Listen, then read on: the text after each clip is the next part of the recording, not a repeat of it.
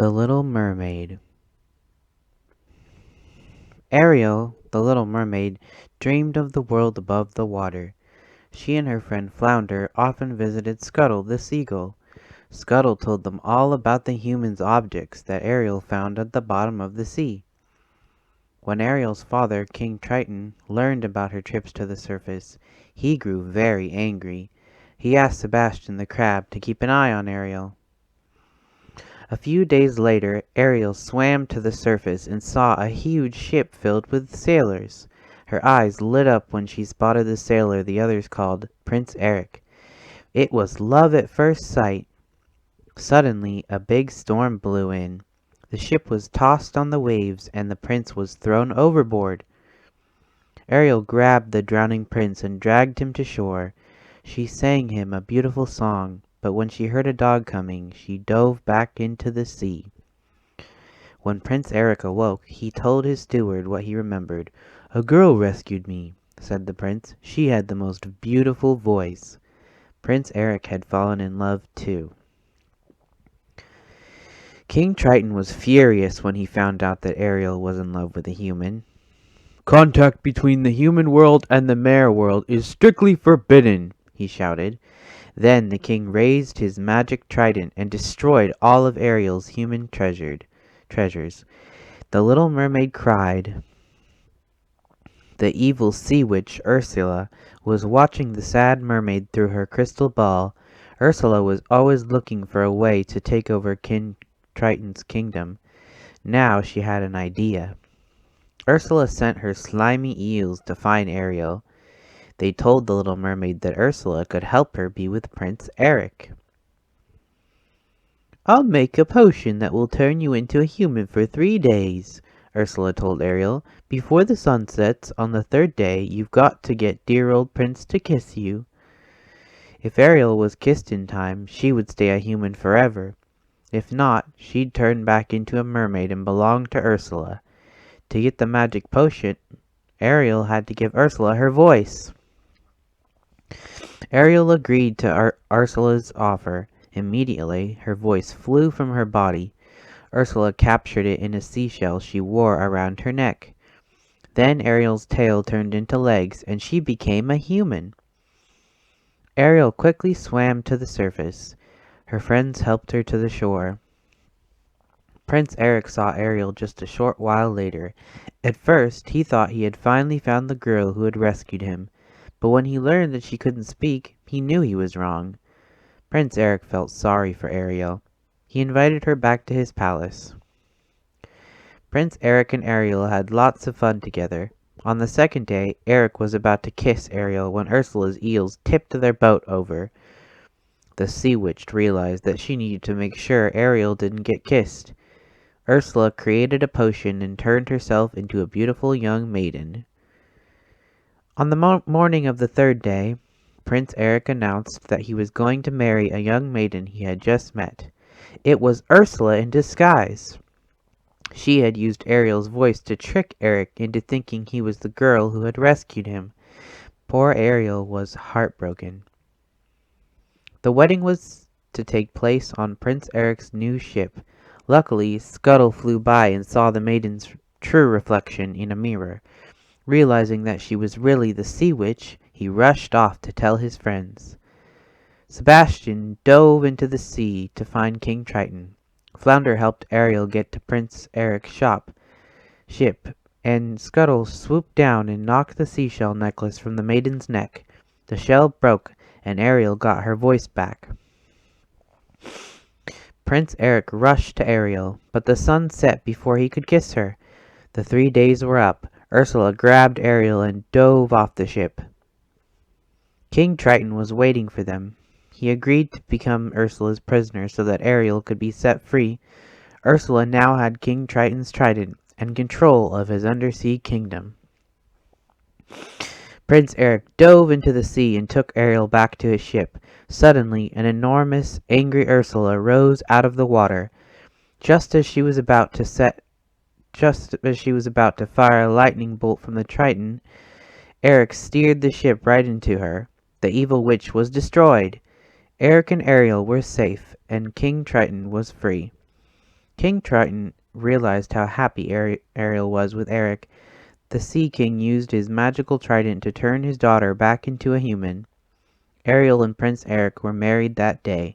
They sailed off on their honeymoon and lived happily ever after. The end. Beauty and the Beast. Once upon a time, a selfish young prince refused to give an old beggar woman shelter in his castle. But the old woman was really an enchantress.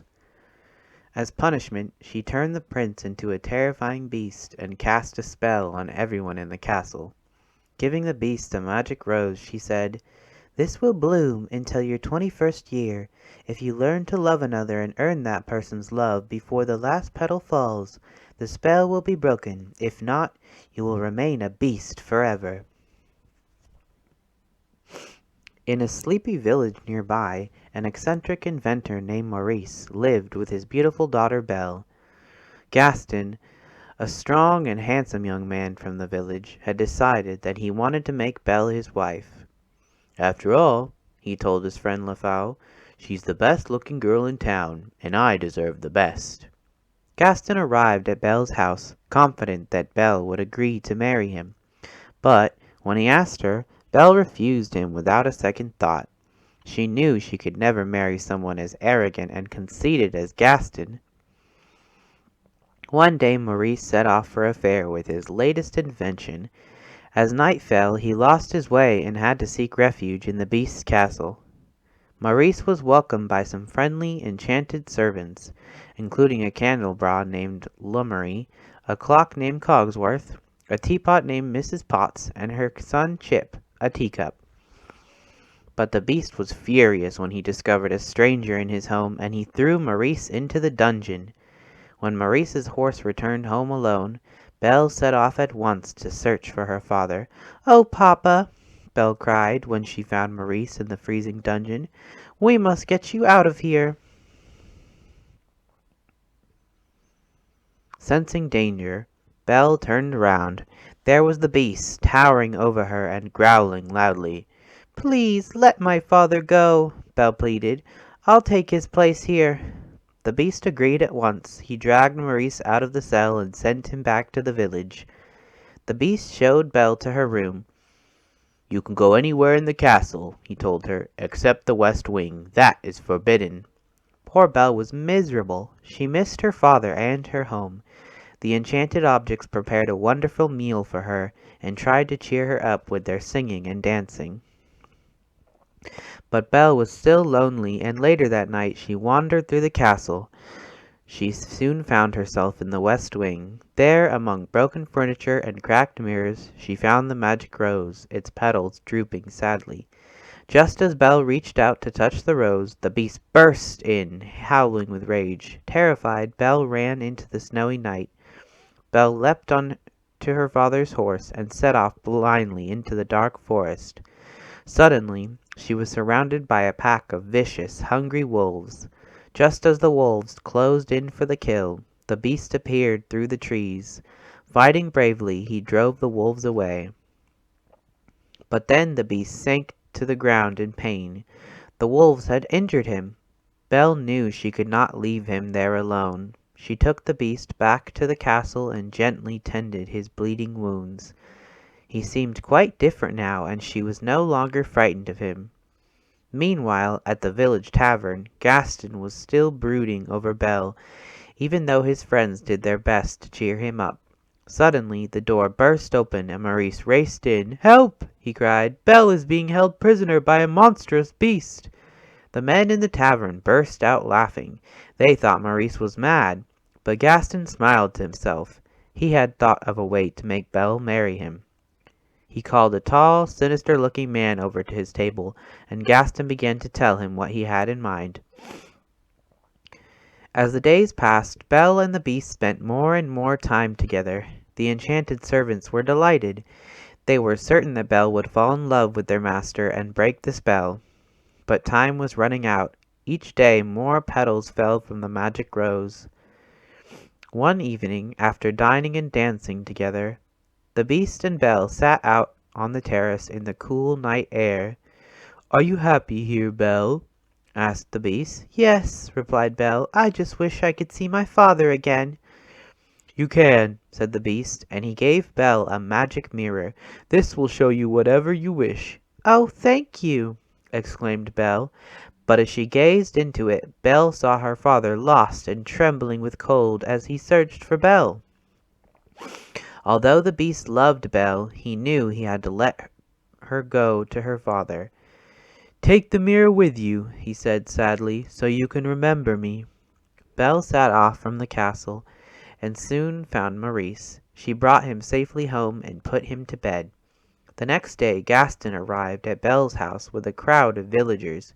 He said that Maurice would be taken to an asylum unless Belle agreed to marry him. "My father's not mad!" cried Belle. "He must be," said Lefau. "He was raving about a monstrous beast." "The beast is real!" cried Belle. "Look!" She held up the magic mirror, and the crowd saw the beast for themselves. They all shouted with fear and refused to listen to Belle when she told them that the beast was kind and good. Furious that his plan had failed, Gaston gathered the mob together to attack the beast's castle. The men marched up the castle doors and broke them down.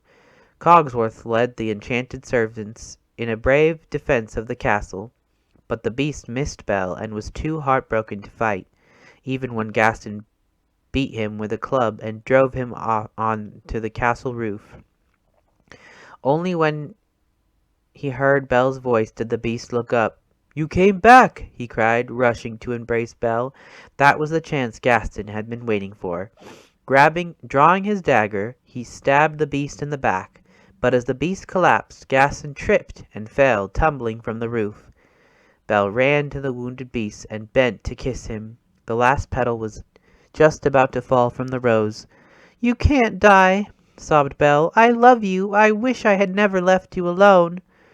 Suddenly a magic mist surrounded the beast, and, before Belle's astonished eyes, he changed into the handsome young prince he had once been. One by one the enchanted servants became human again. Weeping with joy, they hugged each other as the prince swept Belle into his arms. The prince had found his true love at last, and the spell of the enchantress was broken. As the sun burst through the clouds, they knew they would all live together in happiness forever after. The End. Snow White and the Seven Dwarfs. Once upon a time, in a faraway land, there lived a beautiful princess named Snow White. Snow White's stepmother, the queen, was a vain woman. She hated anyone whose beauty rivaled her own, and so she dressed Snow White in rags and forced her to clean and scrub the castle. Each day the queen asked her magic mirror, "Magic mirror on the wall, who is the fairest one of all?"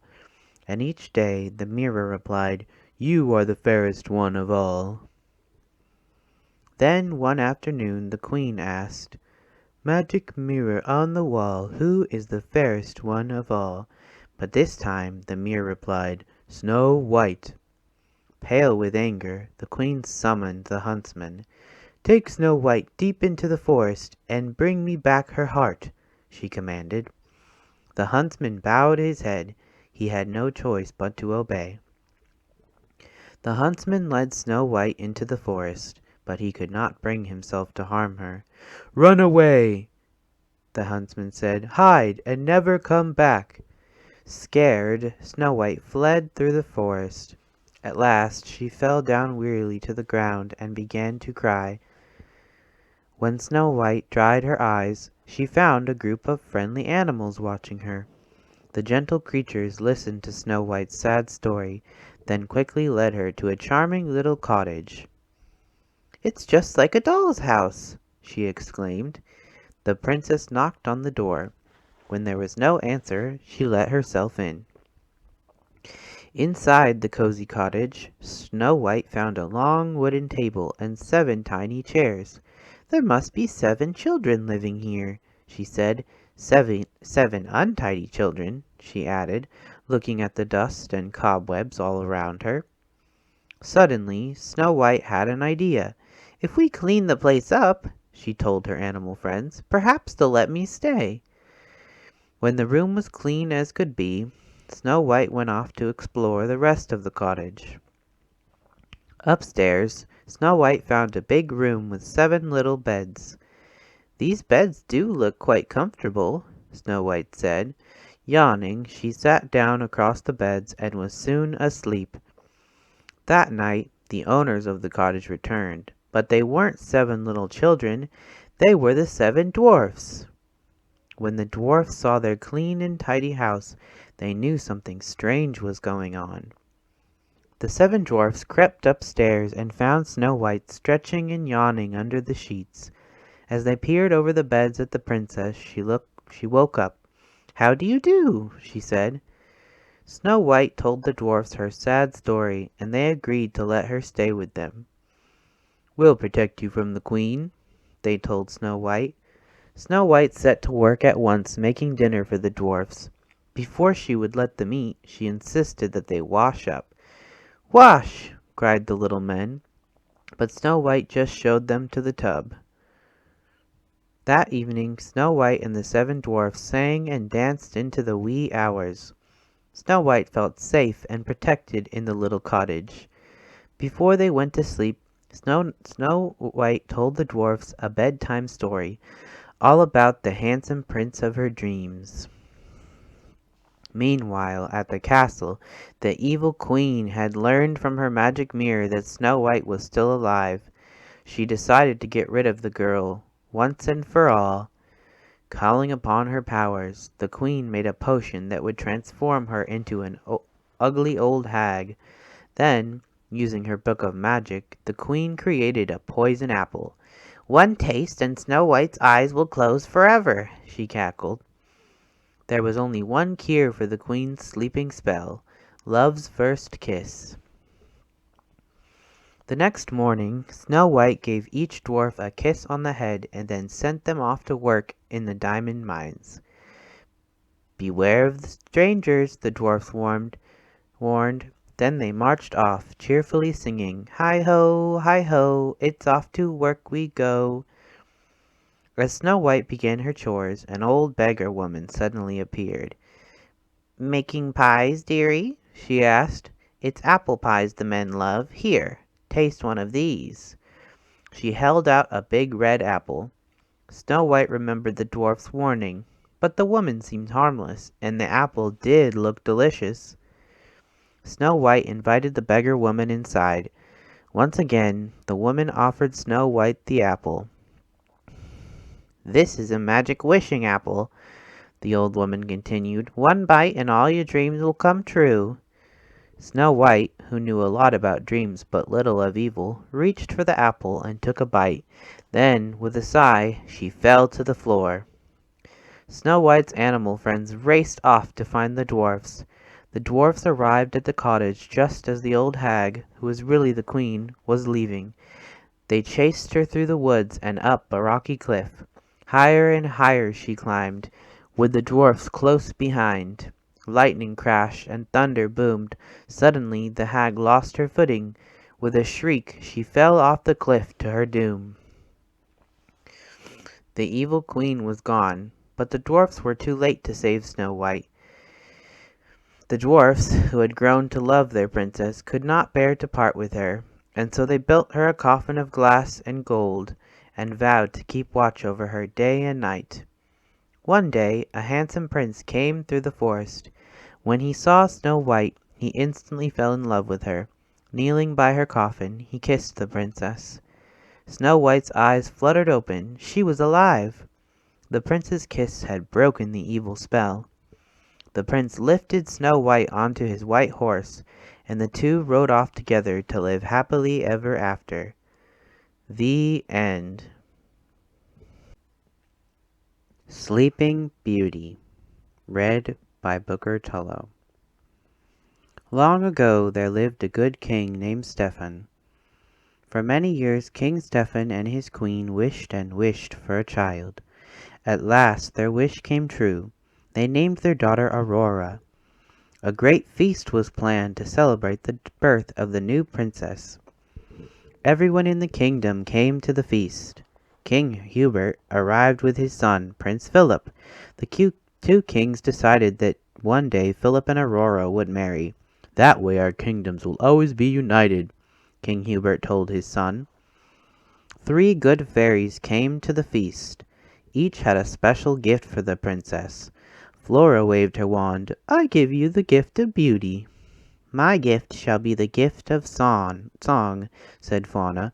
And my gift, began Merryweather. Suddenly a blast of wind blew open the castle doors. A bright flame filled the room. Then the wicked fairy Maleficent appeared from the flame. You did not invite me to the feast, King Stephen, but I too have a gift for the princess. Maleficent pointed at the cradle. Before the sun sets on her 16th birthday, the princess will prick her finger on the spindle of a spinning wheel, and she will die. Seize that creature, shouted the king, but Maleficent disappeared in a cloud of smoke. Luckily, Merryweather still had her magical gift to give. The good fairy could not undo the evil spell, but she could soften it. Merryweather waved her wand. Sweet Aurora, she said, not in death, but just in sleep, the fateful prophecy you will keep. From this slumber you shall wake, when true love's kiss the spell shall break. King Stephen had all the spinning wheels in the kingdom burned. If there are no spinning wheels, he told the queen, our daughter will be safe from harm. The 3 fairies knew Aurora wasn't still safe. Flora had an idea. The fairies would secretly raise the princess themselves in a cottage in the woods. And no magic, Flora told the others, then Maleficent will never be able to find us. The fairies explained their plan to King Stephen and the queen. Reluctantly, they agreed. That night 3 peasant women left the castle with a small bundle. The 3 women arrived at a cottage nestled deep in the forest. We must never call her Princess Aurora, Flora told the others. Her new name is Briar Rose. 16 years happily passed. Briar Rose grew into a lovely young woman. She did not know she was a princess, and she had never heard of the evil fairy. But Maleficent had not forgotten the princess. For years her soldiers had searched the kingdom. At last they gave up. We checked every cradle, they told Maleficent. Fools, she shouted. You've been looking for a baby all these years? Maleficent turned to her pet raven. You are my last hope. Search for a maid of 16 with hair of gold. Go, and do not fail me. The raven flew off into the night. The next day was Briar Rose's 16th birthday. The fairies wanted to surprise her with a party, so they sent her out of the cottage. We need berries, Fauna said. Lots of berries, added Flora. Don't hurry back, called Merryweather. The fairies set to work. Flora made a dress. Fauna baked a cake. This dress looks awful, declared Merryweather. The fairies needed a little magic. Meanwhile, Briar Rose was singing to the forest animals. She told them all about a prince she had met in her dreams. Nearby, Prince Philip was riding his horse. When he heard Briar Rose singing, the prince couldn't resist joining in.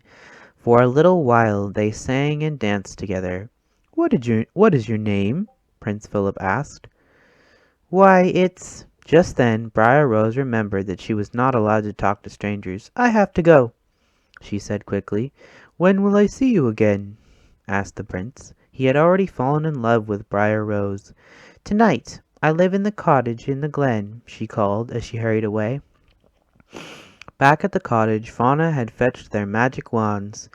She waved her wand. Now the cake was perfect. Flora changed the dress she had made into a beautiful pink gown.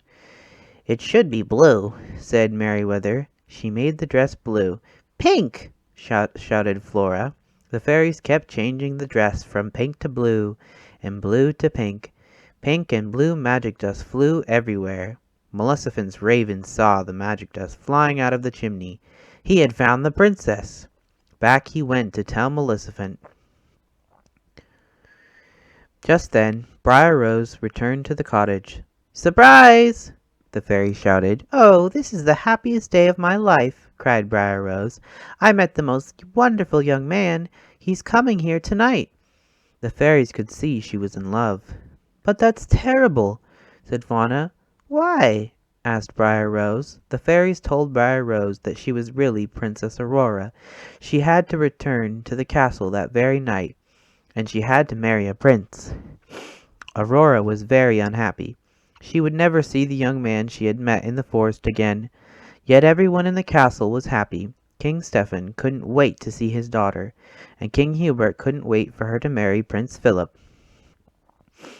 When they arrived at the castle, the fairies left to fetch King Stephen and the queen.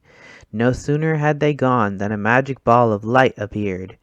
Aurora followed it up the stairs to a small room.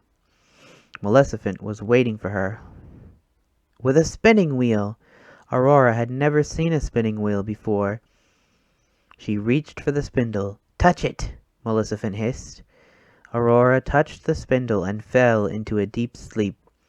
The three fairies had been searching for Aurora. They found her lying on the floor, fast asleep. The fairies placed the princess on a bed. "She will sleep until she is kissed by her true love," sighed Flora. "Perhaps he is the young man she met in the forest." "He was coming to the cottage tonight," remembered Merryweather. "Let's meet him there," said Flora. "But first let's put everyone in the castle to sleep. That way no one will know what has happened." The fairies cast a spell over the entire castle.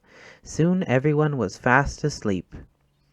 Prince Philip had already arrived at the cottage. He had decided to marry the girl he had met in the forest instead of Princess Aurora. Maleficent's soldiers were waiting for him. They tied up the prince and took him to the Forbidden Mountain.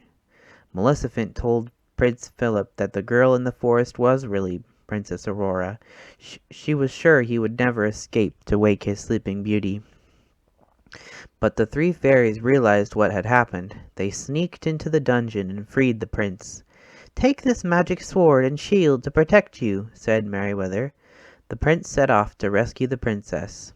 Maleficent tried to stop him. She raised an enormous hedge of thorns around King Stephen's castle. But Prince Philip hacked his way through the thorns. The evil fairy was furious. She transformed herself into a fire-breathing dragon and tried to destroy the prince. Luckily, the magic shield protected him. Finally, the prince saw his chance. He threw the sword at the dragon's heart. That was the end of the dragon, and the evil fairy too. The prince entered the palace yard. Everyone was sleeping. He raced up the stairs to the tower. He found Princess Aurora asleep on the bed. As soon as he kissed her, Aurora's eyes opened. The spell had been broken. Everyone else in the castle woke up too. King Stephen and the Queen were very happy to see their daughter, and King Hubert was very happy to learn that the prince and princess were in love. The three fairies watched as the young couple danced across the floor. "I just love happy endings," sighed Fauna. Flora and Merryweather couldn't have agreed more. The end. Good night, my love. Sweet dreams.